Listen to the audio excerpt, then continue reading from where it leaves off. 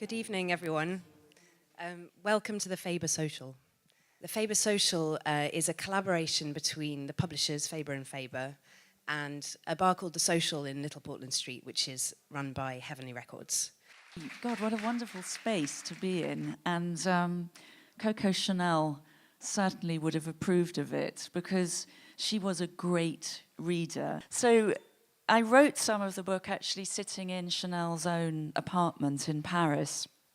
And this is her desk, and she left it, it still is as she left it when she died. She died in 1971 at the age of 87, and she was still an incredibly successful designer. She was still designing, she was still working, she was still producing her final collection on the day that she died. Sitting at her desk, the things that were there, which were the clues that I followed, were this pack of tarot cards. She was very superstitious, and Chanel, number 5, which really was the product that made her fortune. Number 5 was a very important number to her in a kind of magical and mystical way. And then this tortoiseshell fan, which has stars on it. The stars appear over and over again in Chanel's designs. And then that picture of her as a younger woman on the Riviera in the stripy top, the sort of epitome of Riviera chic. It's a picture I love of her because it really does show how Chanel changed the way not only women dressed, but the way women thought about themselves. So that when she was a young woman, it was in the pre-First World War period, when women were still in corsets, enormous skirts, huge hats, and couldn't breathe, let alone, run or work or ride bicycles. And what Chanel did, which was really revolutionary, was to introduce trousers for women, those sort of loose jersey trousers that she's wearing there. And that there's something very democratic about a stripy top. Anybody can wear a stripy top. Probably it was only the 3rd or 4th time that I went that I noticed hidden in the chandelier that hangs in her apartment are these symbols, and one of them is the number 5, but also there's the G for Gabrielle, because she was born not Coco Chanel, but Gabrielle Chanel in 1883, the daughter of a very, very poor and itinerant peddler who used to go from market towns, place to place, markets, selling little ribbons, buttons, actually the little ribbons and buttons that became such an important part of her own design. But she was a child who was bereaved. Her mother died and she was abandoned by her father.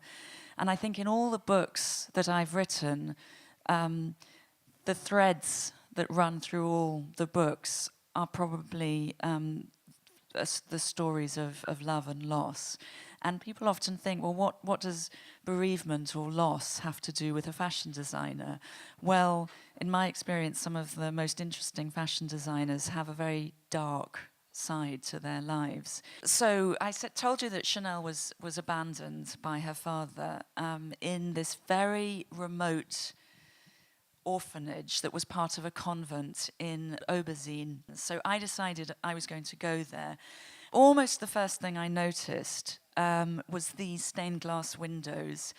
It's originally a Cistercian monastery, and the Cistercian monks, the medieval monks who built the monastery in the 11th and 12th century, they did nothing figurative.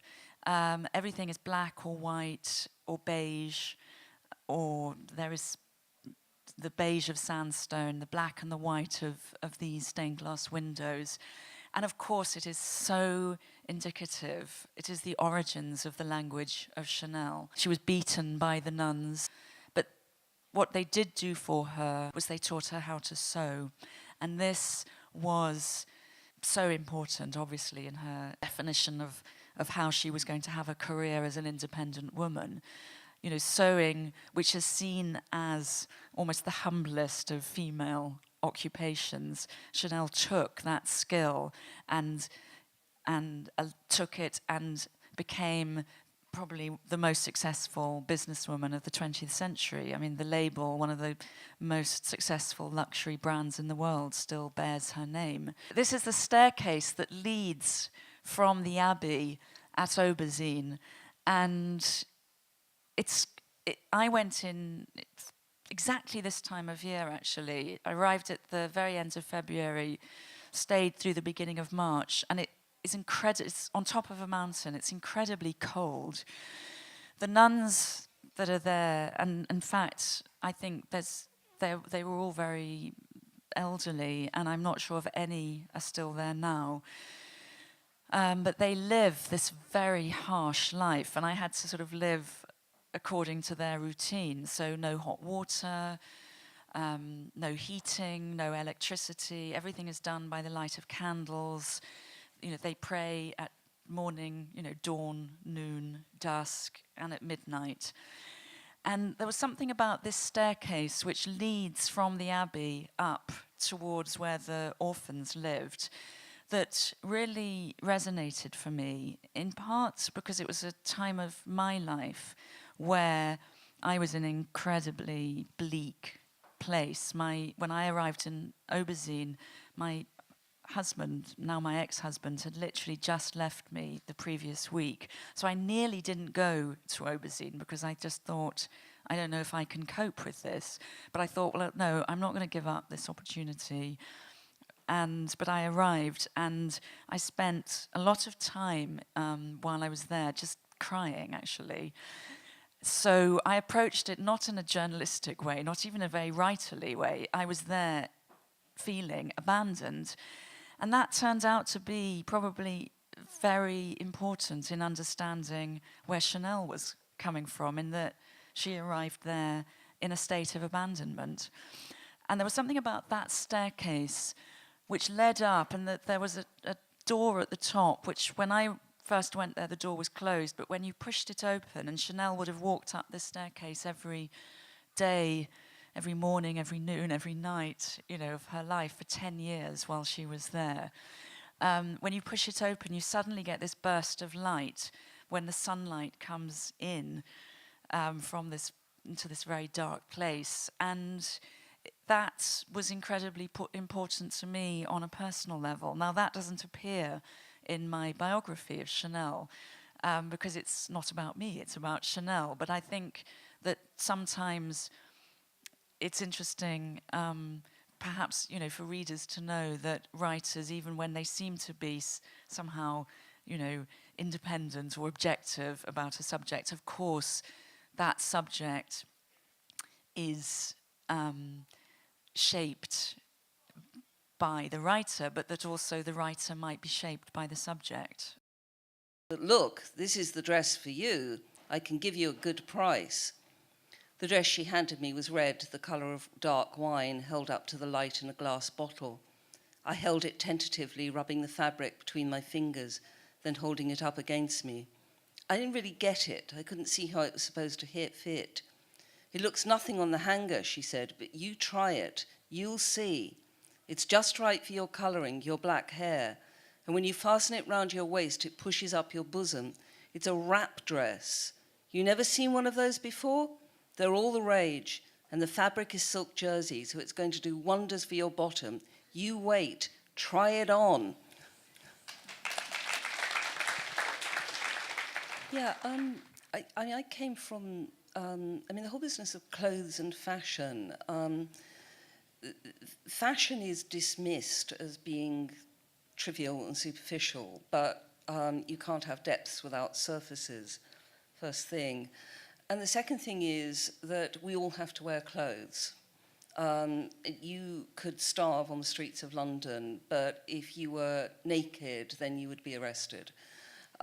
Everybody has to wear something. And when people say to me, oh, I'm not interested in clothes, I said, you don't bother wearing them then. Oh, well, yes, obviously I wear clothes. So clothes are, in a sense, they're what make us human beings. There are no people who are not wearing some kind of covering. So the choices that you make about what you wear say such profound and significant things about you.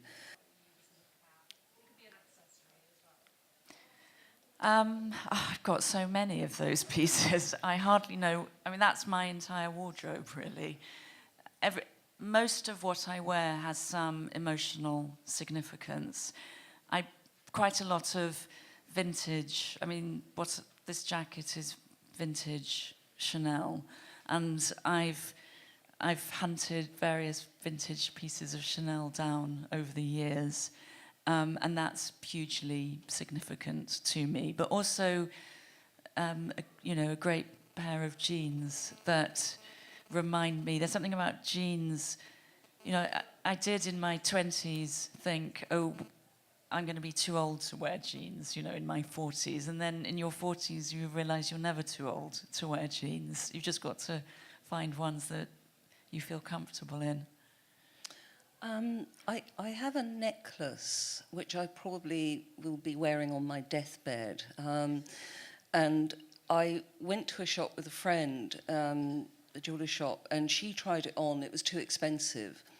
And she said, no, I can't afford it. And I went back a couple of days later because there was another piece that I'd seen, and I wanted to have another look at it. And the jeweler, the woman who owned the shop, as soon as I walked in, she just came running over to me and she said, you have got to try on the necklace that your friend tried on. It wasn't for her, it was for you. And I said, but it's not my colour. And she said, yes, it is. And when I tried it on, I looked in the mirror, I just went, my God. And I mean, I couldn't afford it either, but I bought it. Because she was completely right. She knew. And it's a gold and labradorite and jade necklace.